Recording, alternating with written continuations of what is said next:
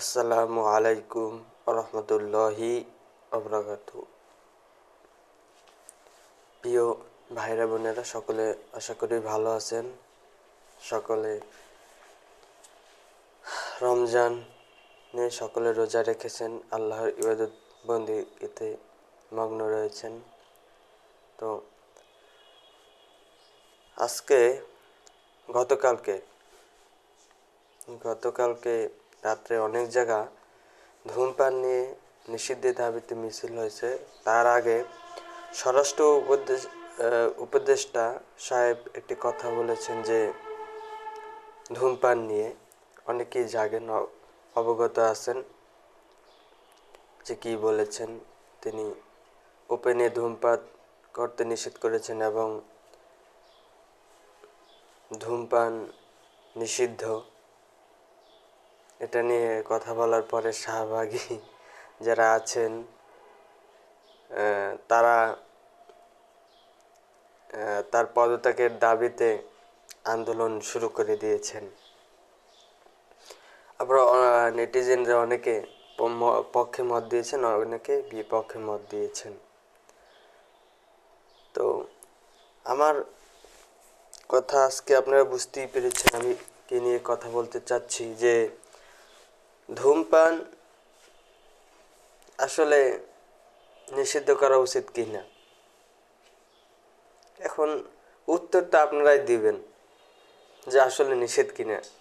দেখেন, এই রমজানে আপনি সারাদিন না খেয়ে রয়েছেন আল্লাহর সন্তুষ্টির জন্য, তারপরে এখন সন্ধ্যার পরে একখানে চা খেতে বসেছেন, ধরাই দিয়েছে সিগারেট। এখন আপনি তো সহ্য করতে পারেন না।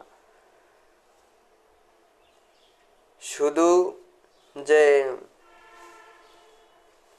এতটুকু এমন না, বাংলাদেশের 100 জন মেয়ের ভিতরে শতকরা আমি যদি হিসেবে করি যে 97 জন মেয়ে এই ধূমপান পছন্দ করে না।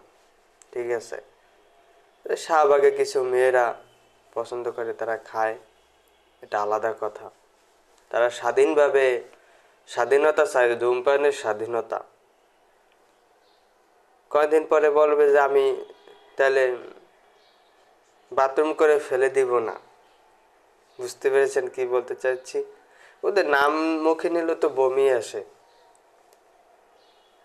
আরে ভাই, তাহলে তুমি বাথরুম করে ওটা ফেলে না দিয়ে ওটি তুমি ব্যবহার করো। বুঝতেই পারছো আমি কি বলতে চাচ্ছি? মানুষকে কেন কষ্ট দিবে? আরে ভাই, সিগারেট তুমি খাও, তুমি যে বাথরুমের ভিতরে ঢুকে খাও, গন্ধটা তুমি বাইরে আইব কা? সিগারেটের ক্ষয়ক্ষতি নিয়ে কিছু কথা বলতে চাচ্ছি। দেখুন, সিগারেটের গায়ে কিন্তু লেখা ধূমপান স্বাস্থ্যের জন্য ক্ষতিকর। ওই যে একটা কেমতের ছোট আলামত আছে যে মানুষ নিষিদ্ধের প্রতি বেশি আকৃষ্ট থাকবে, নিষিদ্ধ জিনিসের প্রতি। বাস্তবতা কিন্তু ওই দিকে যাচ্ছে যে নিষিদ্ধ সিগারেটটা খাওয়ালে নিষিদ্ধ খারাপ, ওটা ক্ষয়ক্ষতি লিখেও দিয়েছে গায়ে, তারপর ওটা খায়, ওটার প্রতি আকৃষ্ট বেশি। ছেলেরা তো প্রেমে স্যাক খেলে ওটা ছাড়া চলতেই পারে না। আরে ভাই, প্রেম করাটাই তো বিয়ের আগে হারাম, জেনা।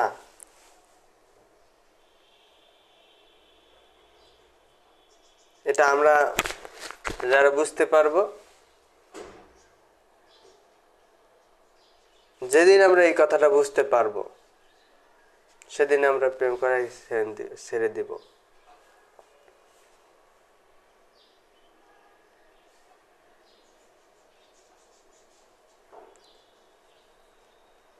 এখন যদি এই পরিবর্তন যদি সমাজে আনতে হয়, তাহলে এটার একটা সমাজে একটা সংস্কার যদি আনতে হয়, তাহলে এটা একটা সংস্কার করতে হবে যে সিগারেট ধূমপান ওখানে করতে পারবে না। এমনকি আমি সরকারের প্রতি অনুরোধ করব, বাংলাদেশে যত সিগারেট কোম্পানিগুলো আছে সব বন্ধ করে দিন।